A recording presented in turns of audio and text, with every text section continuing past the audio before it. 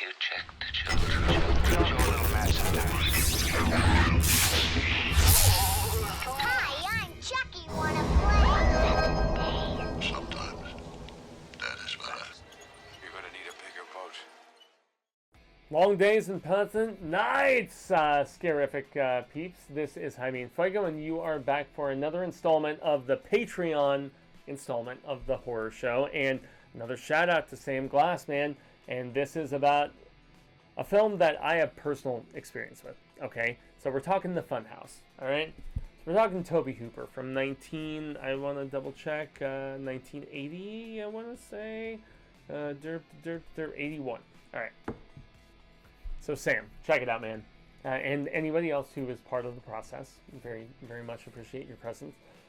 So this is one that on the local television station, Channel 5, they would do reruns of stuff like Alien 3 and The Goonies and, whatever else, like genre sort of stuff. And there was a particular night when I was doing a sleepover with my best friend where the Funhouse came up. And I awoke in the middle of the evening after seeing just the promo for it, where I was screaming. And I was like, Mr. and Mrs. Ricketts, you gotta get out! The Funhouse, they're gonna get us! All this other stuff. Yeah. Lo and behold, when you watch it as an adult, it's not as effective or interesting. Especially when you have like a major desensitization when it comes to horror stuff like I personally do.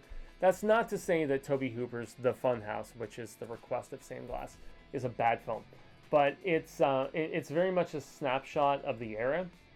And so, as I look at it here in a few of my notes, yes, there are creepy animal freaks, and I'm trying to recall if they were actually a part of the, like effects and makeup work or whatever, like the two-headed cows and all that craziness, or if everything was, in fact, utilization of real freaks and stuff, because you do have insane little short people.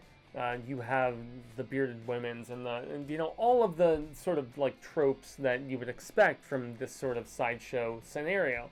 But the big thing, story-wise, if I'm going to tackle that briefly, is that you have a girl who we see naked at the beginning of the movie, and yet her brother is trying to like punk her while she has her very nice-looking mammary glands shown within the proceedings, and yet the brother is being weird and trying to like, troll her and tease her while she's in there showering. Although, hey, shout out to Jason Smith. I'm sure that, the fact that we actually get to see them is nice. But beyond that, she goes out on this date and she's going to the carnival, the traveling, fun house of sorts that there were a few girls that were missing previously last time this place came around. And so that's a big thing to take into consideration. But yeah, they get stoned, they're drinking, they're, trying to, sneak a glance at the peep show, whatever.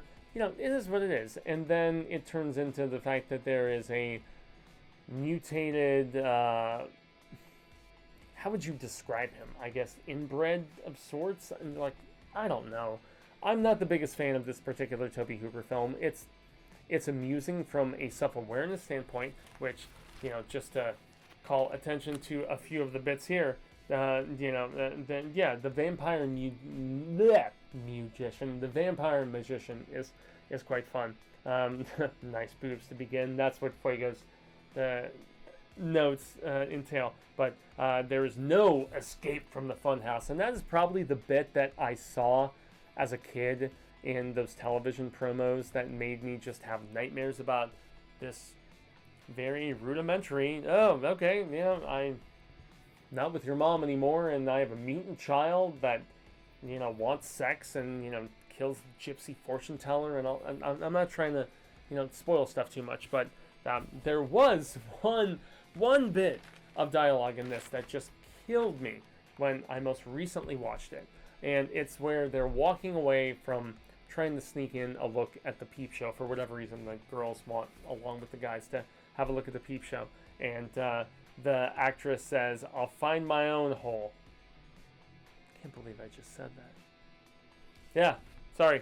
You have to have those pauses for like extent of emphasis, which is really funny. But yeah, man, I mean, the Funhouse is it's It's all right, Sam. You know, I'm not the biggest fan. I could probably be a little bit more cruel to this. The fact that the horror doesn't really come in until the last 30-ish minutes. The fact that the characters, despite being stony intellectuals, are relatively unlikable aside from our main girl, who, you know, I mean, we see her goodies at the beginning, so there's not really that essence of, you know, just her, I don't know, being virtuous or whatever. But hey, that's the Christian crap coming out within me.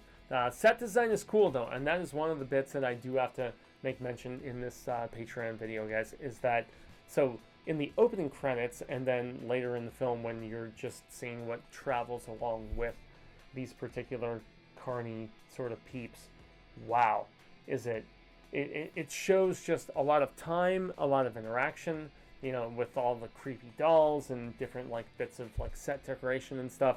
It's awesome, it's impressive, and yeah, for that reason I have to give a major like big thumbs up, aside from the fact that God is watching you. Yeah, from the crazy old woman who is affiliated with the carny. So same glass, I know this holds a high regard based on some of the like transfers, you know, 4K, Blu-ray, whatever, that have transpired, but I am not a big fan of Tobe Hooper's The Funhouse. I am a fan of it when we actually have the interaction of characters. Seriously, like the dialogue and the discussion between the lovers, between the sibling sort of situation, even between the handler of sorts with our monster after, you know, he does something really nasty. I think the dialogue is one of the strengths of this film.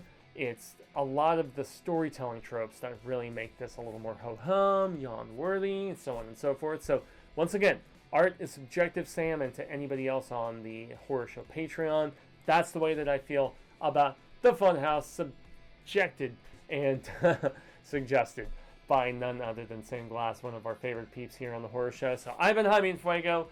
You can like, share, subscribe, ask us for things to do and review, which is big time and rad status. And yeah, until the Wheel of Ka comes around once more, the Wheel of Scara.